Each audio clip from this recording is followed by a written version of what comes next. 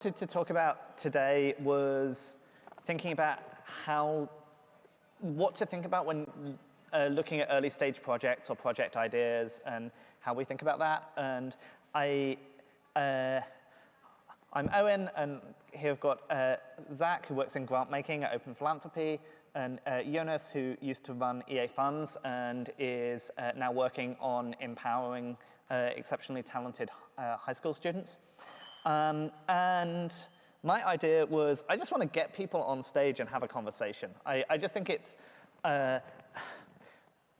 maybe there's like lots of interesting bits of EA culture that live in exactly how we react to things and that. And I'm just like, let's try this out. And Jonas I've known for years. Zach, I met 10 minutes backstage. I'm really excited.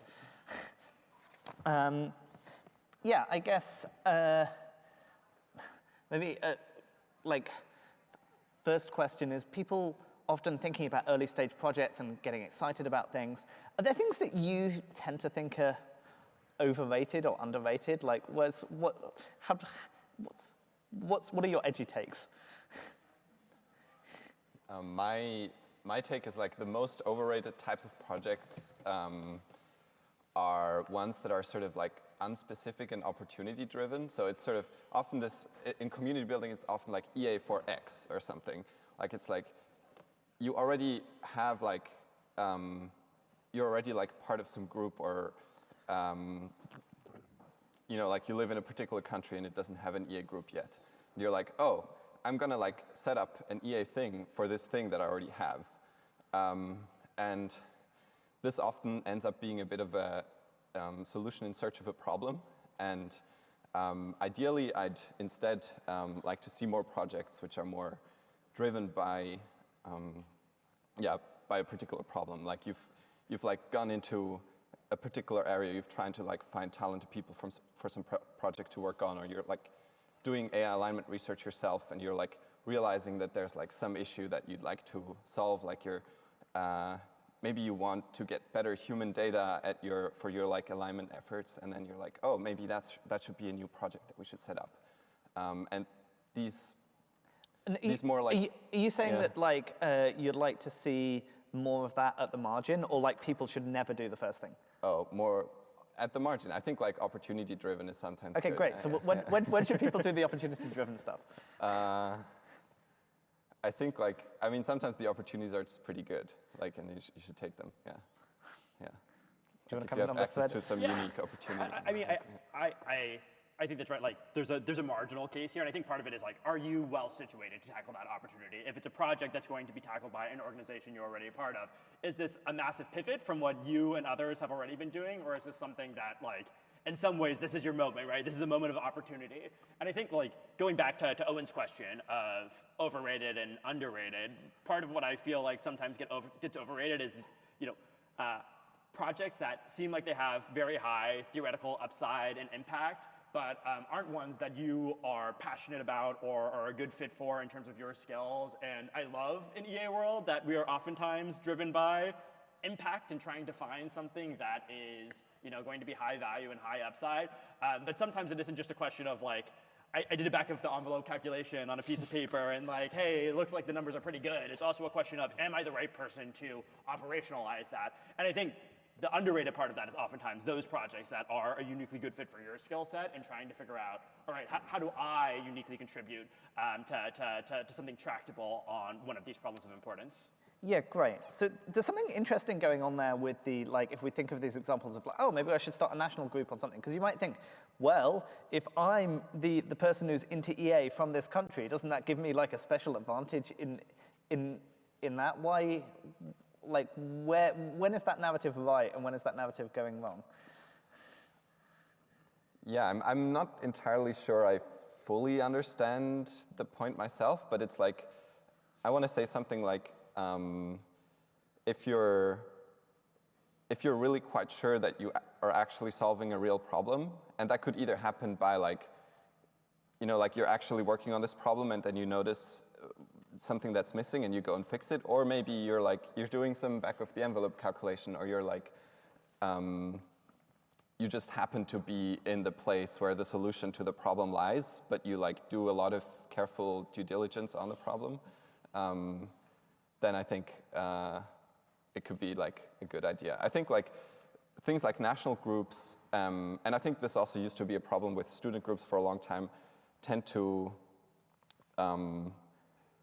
choose their activities often sort of based on associative reasoning, like what might a national group do or what might a student group do, instead of where's the impact and like how can we chase after that.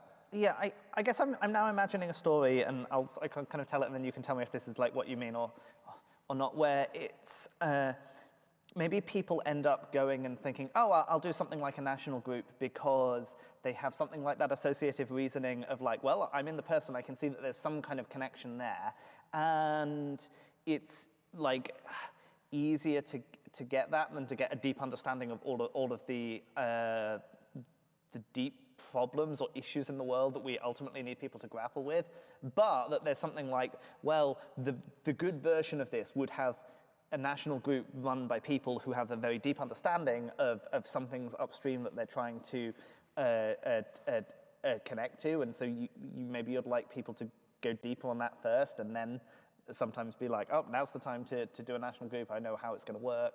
Is that what you're saying? Yeah, I mean, the slogan that I usually say is, community builders should understand the problems that they want other people to solve.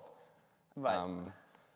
Yeah, and yeah, I think often when people have this more like problem-first approach, or like they search for important problems, they end up coming up with some like weird niche thing that people wouldn't have expected in the first place. Whereas like the solution-driven ones tend to be more like just what everyone talks about anyway. Yeah. Right.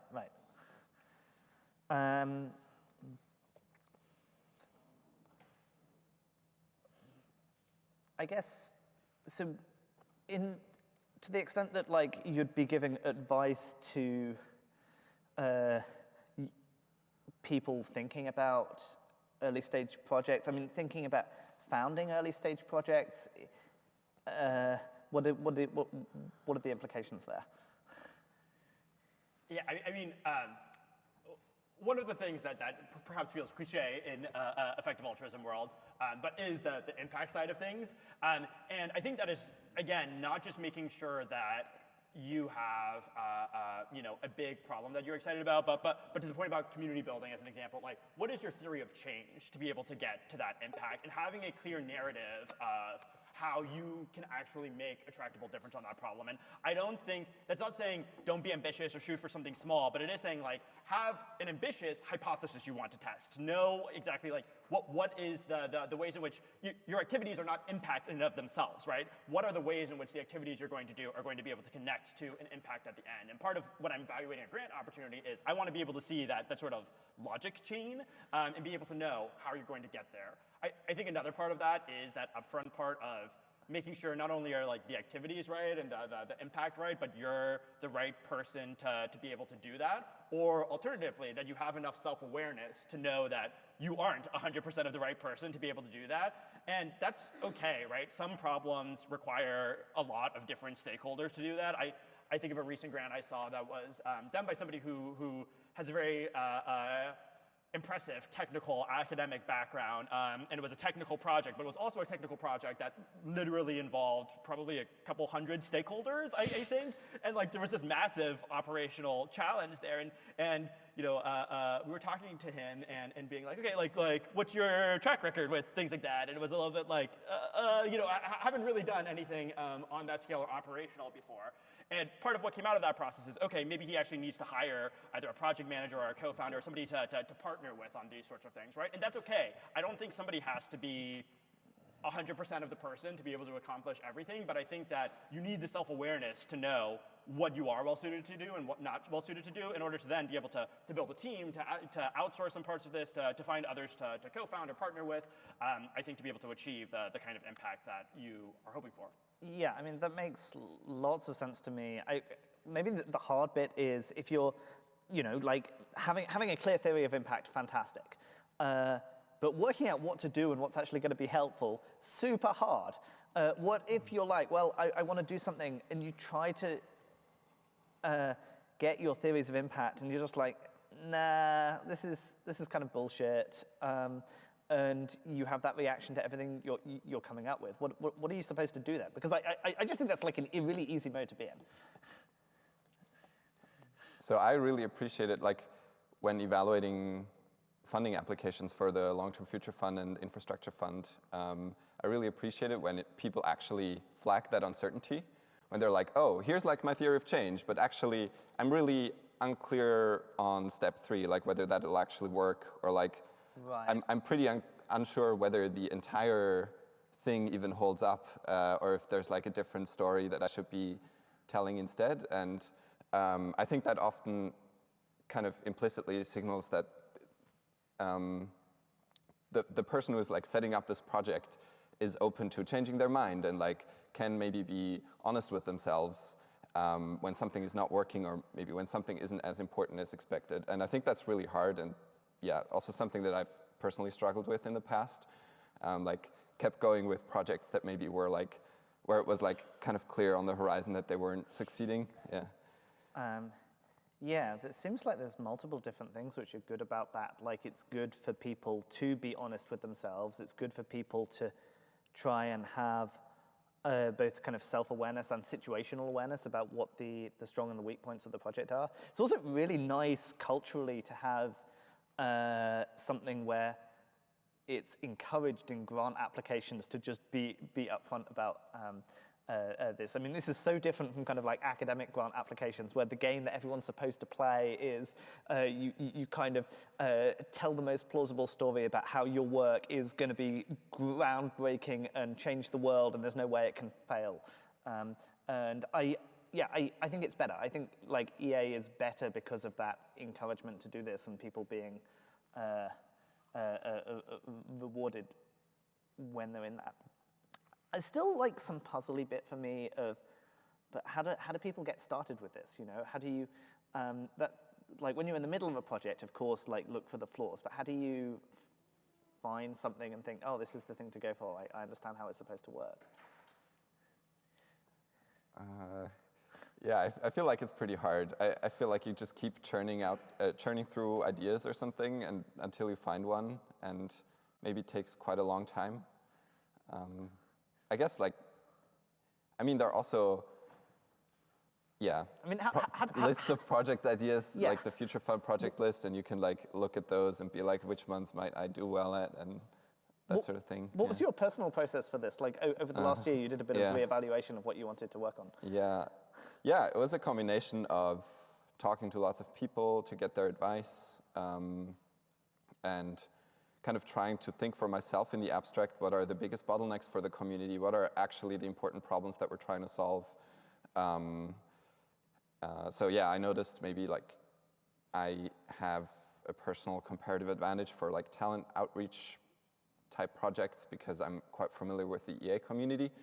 And maybe it makes sense to utilize that. And then I also sort of enjoy going into uncharted territory and everything being really messy and stressful. And so I was looking for something that was really important and also fit that personal skill set.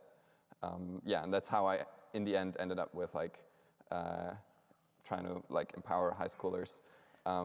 Yeah. And was this kind of like pretty top down, like you had okay, let's work out what all the considerations are, now I've chosen this, now I'll build a plan? Or was it more like you kind of built like dozens of scrappy little plans on different things and you used that to help triangulate what you really wanted to go for?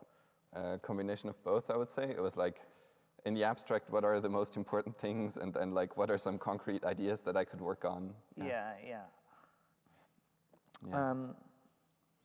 I think one important point that I want to mention is that you don't have to found something to be highly ambitious. Right.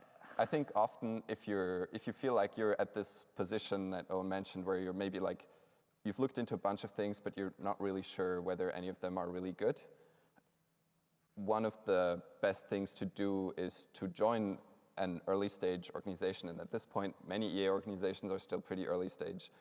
And I think for learning and for personal growth and also often for impact, it's better to be one of the first staff to join a highly promising new organization. like I think looking back, a lot of people wish they would have been an early staff at maybe, I don't know, FTX or 80,000 hours or something like that. And I think that's uniquely good for learning and also would have been incredibly impactful to do. So does your take on what to look for in an early stage project differ if you're looking to join it as staff versus something to found versus something looking at it as a funder? I think it probably does from a few different angles. I mean, from a funder angle, like there's a lot of a desire to have. I think we should have a pretty high risk tolerance and be willing to fund lots of different projects, right? And part of this just comes from the idea that you can only lose 1x of your investment, but there's the potential to have a lot of upside if something goes well. If you get something and there's a proof of concept, it's okay if a lot of other proof of concepts fail and everything that works, though, can then be scaled up.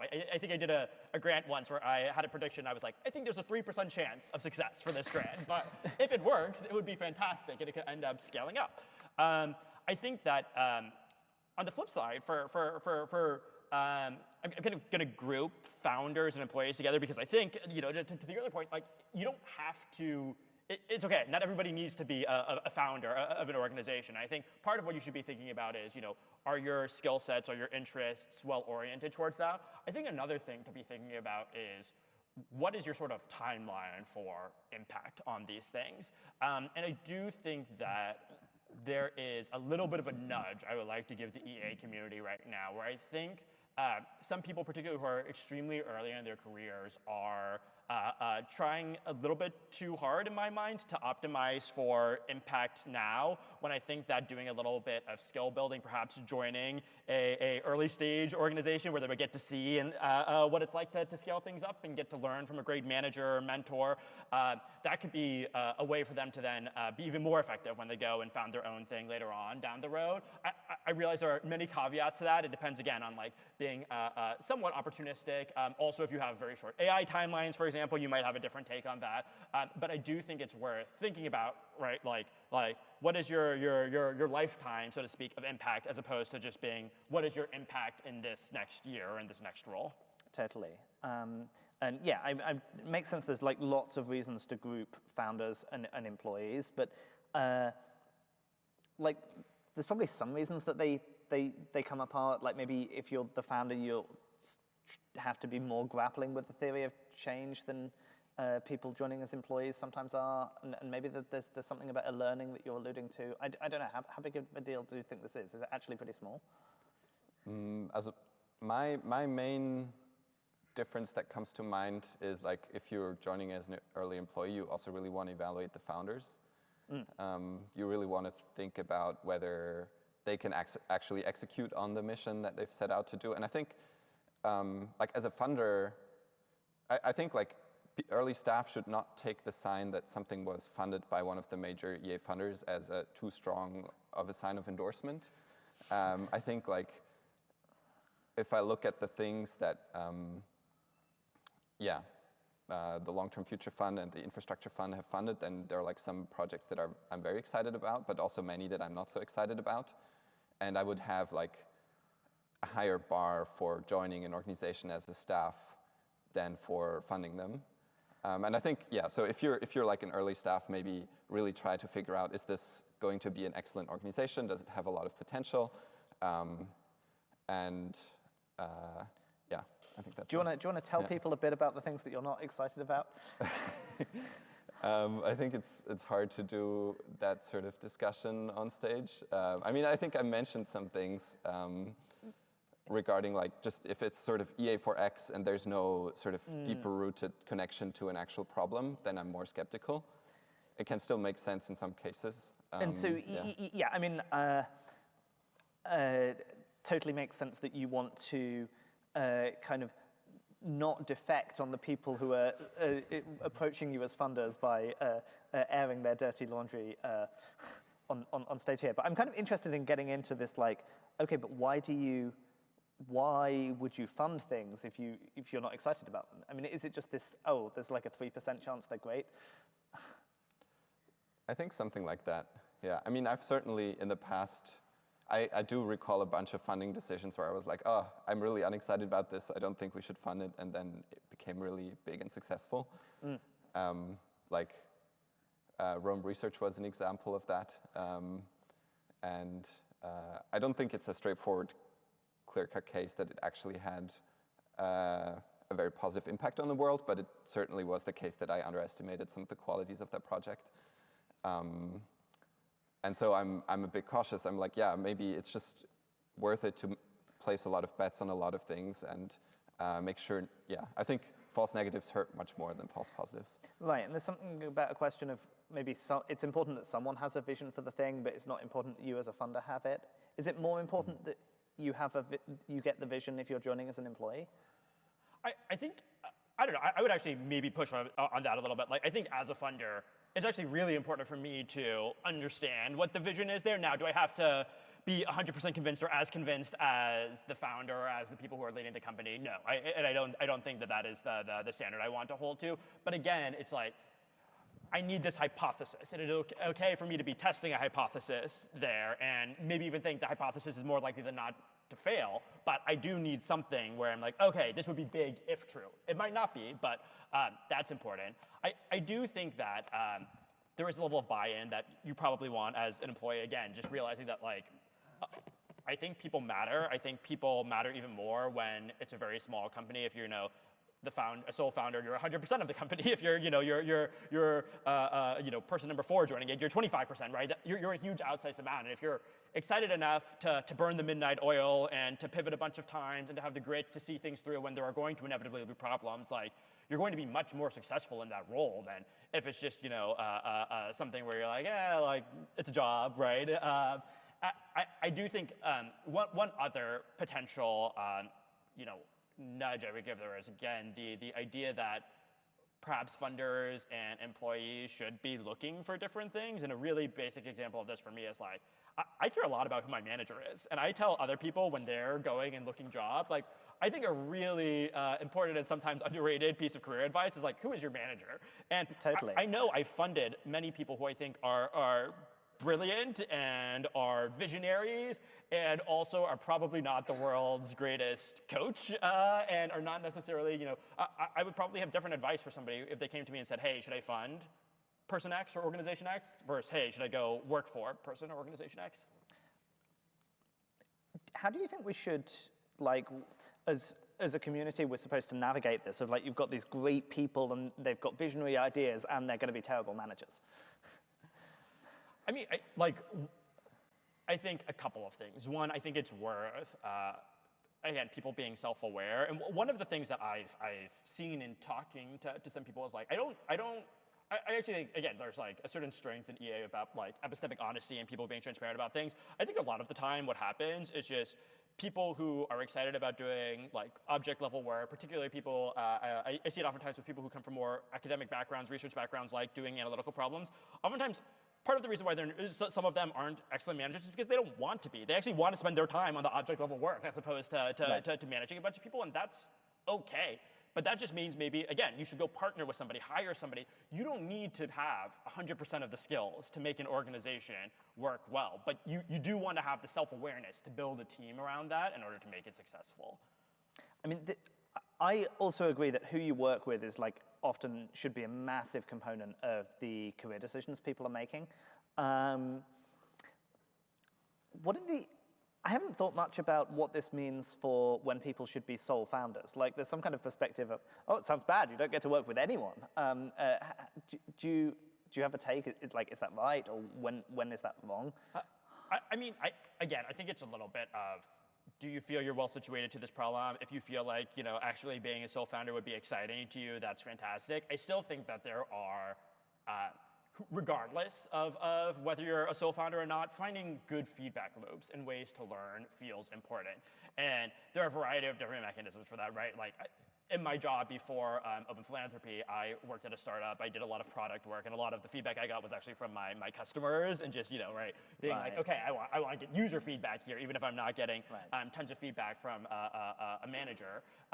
Other times, it's like going and purposefully finding mentors, somebody who's done something similar in the field, somebody who can give you a little bit of outside view take, and maybe you set up a regular call with them, or you run a strategy doc by them and ask them for feedback. So I think you want to be creative, and I don't think that. I think it's a potential failure state to think that, oh, because I'm a founder, like I have to know all of the answers and I have to be able to figure everything out on my own. I think also just being around a brilliant person who is a bad manager is often also a great learning experience. Like I personally very much prefer working with people who are maybe like a bit wacky and crazy and not that great at coaching me, but like I get to just observe a lot of brilliance in various ways, than having someone who's like a great coach but doesn't have that sort of object level, in-depth knowledge. And I think ultimately at the community level, I'd just like it to be the case that it's okay to talk openly about who manages in what kind of way, and then people can sort of self-select into whichever management style suits them personally well. This kind of like self-selection and the idea that orgs can differ on dimensions which are quite different from just like what the org is aiming at brings up a kind of question of when do you like there being competition within EA? Should we have a lot more people starting orgs which are just trying to do the same thing as other orgs, or is that kind of bad? So I have sort of two takes on this that are in contradiction with one another. One is, I think people are starting lots of new orgs, but in some ways I'd like to see more consolidation, more pooling of resources, and I think that's often a good thing to do. On the other hand, I also think having more competitors is often good, and people seem too reluctant to like step on each other's toes, or like, I don't know, like personally, if I could like push a button that created lots of competitors in the space that I'm now active in, I would probably push the button quite a few times. Like I would want more people to do like the high value thing that I'm trying to do, and I'm not sure that I'll succeed, and maybe someone else will succeed. And I'd be pretty happy for more people to try it out. I think competition can sometimes be destructive, like if there's some sort of some competition over some scarce resource. So that's important to navigate carefully, and with coordination it can it's kind of like be fixed. Natural monopolies. Like if you want everyone to be going to the EA forum and that to be the place, if there's 8 different EA forums, it's kind of hard to have the conversation in one place. Yeah, exactly.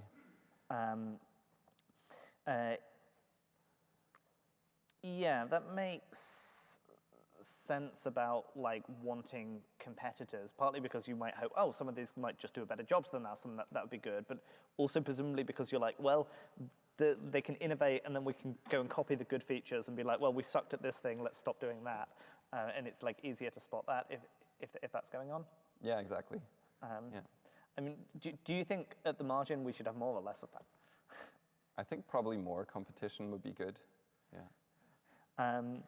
I think it's like hard to, I kind of want to say in the abstract I'd like to see more competition, but then I'm also not sure if I want people set up more organizations versus join existing ones. So those are a bit in tension, but yeah. What kinds of things would you be most excited for people to be setting up, or like if you heard about new organizations these days, are those things that nobody's doing, or are they things that actually having 2 more competitors to this thing is? I see we're short on time, so I'll try and get out a few quick thoughts. I mean, one bucket of things actually merges the starting up and the bringing people together, which is talent allocation things. Like one of the ideas that has been going around that I'd be very excited about is like a headhunting organization and like helping us solve various talent bottlenecks. I know some people have already been working on that. I would be happy to fund others in that space. Another set of things is like organizational infrastructure. I think we're going to start seeing a lot of organizations scale in EA spaces, and then there's all of these functions that don't make sense when you're a team of 1 person or 5 person that you need when you're 20 or 50, like HR, communications, other support, and whether that's consulting or upskilling, or I think there are a lot of different kinds of bottlenecks that are going to need to be filled. Yeah, I just want to mention the Future Fund project list, basically. I think that one has a lot of excellent suggestions, like screening airports for novel pathogens, or yeah, searching for exceptional talent. Yeah, I'd also be really excited about just sort of big, ambitious startups that get stuff done in the real world.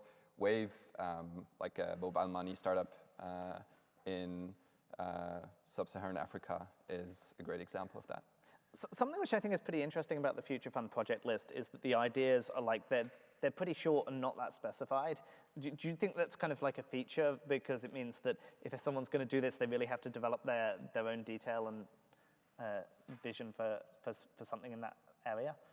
I think it's a feature in that way. I also think that there's actually a lot of interesting work to be done in the detail, and I wish people maybe provided more of that up front as well. It would be helpful for, like, if I as a founder am like, oh, should I set up this sort of pathogen screening thing?